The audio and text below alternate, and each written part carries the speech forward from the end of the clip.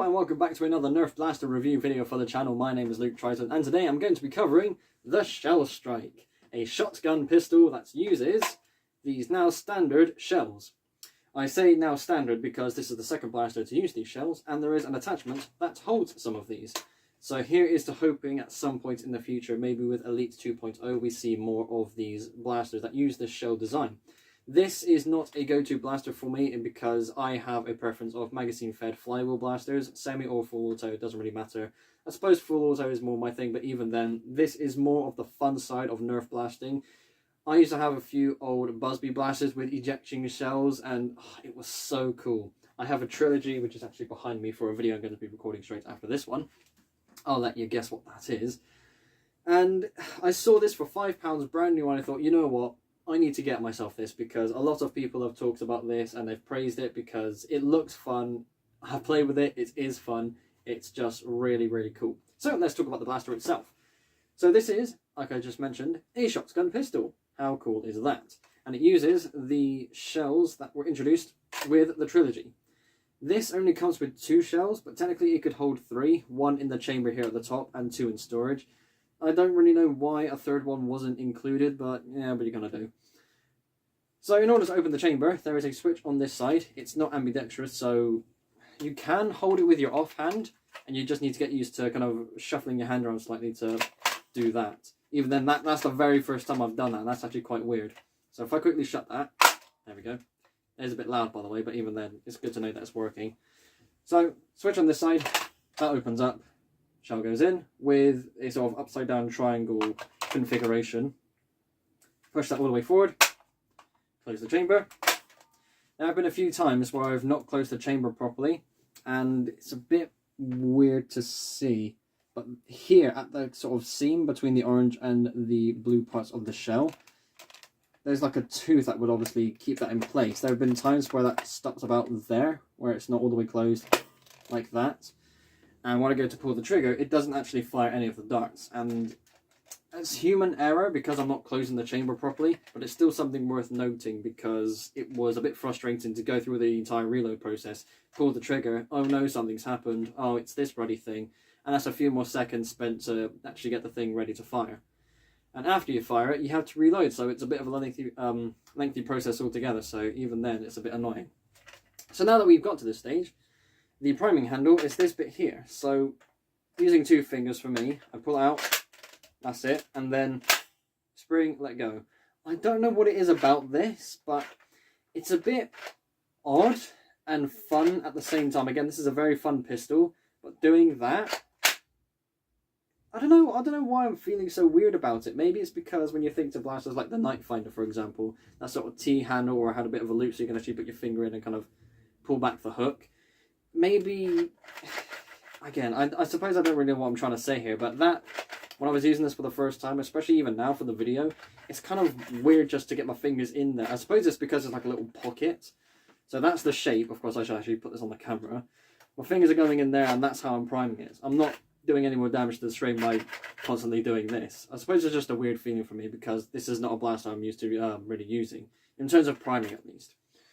So now we're at the position where we're ready to fire. I'm going to quickly use my t-shirt to catch the darts. I don't want to have to go down the stairs. And I don't want to use my hand because that's 3 darts coming out the chamber. That's going to hurt. So, oh, look at that. Wonderful stuff. Shotgun. So, there is a pretty cool thing with this blaster. Now you could, if I quickly put the darts over there, open the chamber back up, poke the shell out.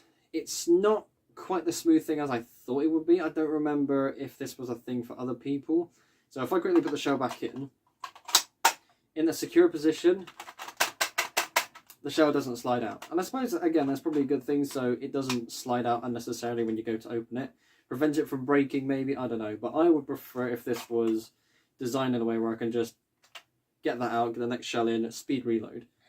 But nothing is stopping you from keeping that one shell in there and front loading the blaster. The shell is exposed. You can get the darts in there, 1, 2, and or 3. You can fire 1 at a time, and chrono tests have I suppose declared would be the word I was going to use, but yeah, you get the idea.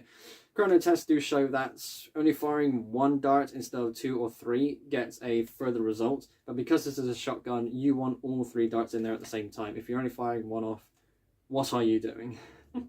So yeah, that is a thing you can definitely do. And in regards to the storage system on the bottom of the blaster, pulling that out, that is nice and snug. Now, there is a sort of 2-stage position, I suppose. It's mainly friction held together.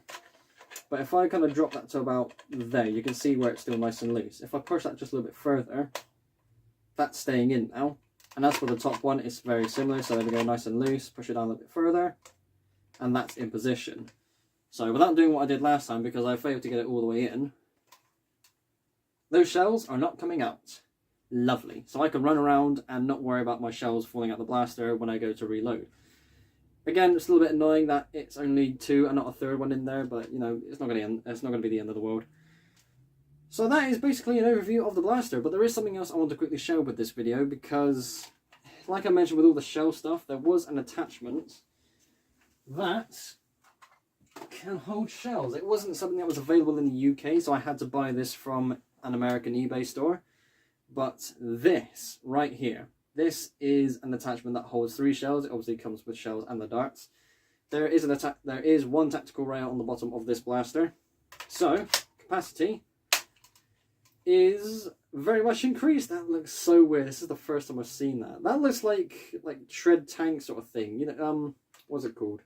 Treads? Caterpillar tracks? Something like that. But you know, between the actual caterpillar tracks itself on a tank. That's a weird looking picture. That actually looks quite cool. Being silly, but I tell you what, this is really cool. I could definitely see myself using this as a viable. Even better, I'm not going to do this now because I'm not actually planning this. Actually, I can do this live because what I'm thinking of requires another attachment, which is just here, so I can show this off. And that is all thanks to me failing to do a video on that attachment in the past. So I did not get one of these. Wait for it. Thanks to the power of the modulus rail adapter. That looks so stupid, but I love that so much. Again, genuinely, this is the first time I've ever seen this. This wasn't part of the planned video. Oh my god, that is so dumb, but my god, I love that. Look at all those shells! I hope more blasters are made in the future with these shells. I suppose a 3rd one can go there, but I didn't buy a 3rd one. Again, I am British, and these shell holding attachments were not made available in the UK, so I've kind of got to stick with the 2. But by the end of the day, that is a lot of fun to be had. And since I was able to get this in a store here in the UK, that obviously declares this as a UK available product. I did not see if this was on eBay before recording this video. I honestly didn't even realise this was in the UK to begin with. So assuming it is still available on eBay or other websites like that, I fully recommend this because this is a very fun blaster. It's a cheap one as well. I was able to get mine for about £5. Again, it was not bank breaking. I think when this came out brand new, it was 15. Even that's perfectly fine. And if you are a modder, there are mods out there where they cut off this sort of bottom system. Basically, the dart holder is removed. This piece in particular, that's pretty frustrating. And I've seen this be mounted to other barrels, so it's a master key shotgun attachment, which is super cool. Ultimately, it's really fun. It's mod friendly from all the stuff I've seen. I'm not a big modder, so I can't really confirm that firsthand, but even then, it's something that's worth a try. I don't think I'll mod this one because I like the idea of just keeping it as is. But yes, it's a very fun blaster, very fun time. And if you can get yourself some of these extra darts, this is going to be one crazy setup when you go to a Nerf war. My goodness, this is so much fun. I'm going to have to play with this now once I finish this video. So there we go. I'm going to put this, let's put that down there for now because all the other shelves where I normally put something are all taken up. But that's okay. So that is the end of this video. Thank you all ever so much for watching. Be sure to like and subscribe if you haven't already. I will see you all in the next episode. Bye bye.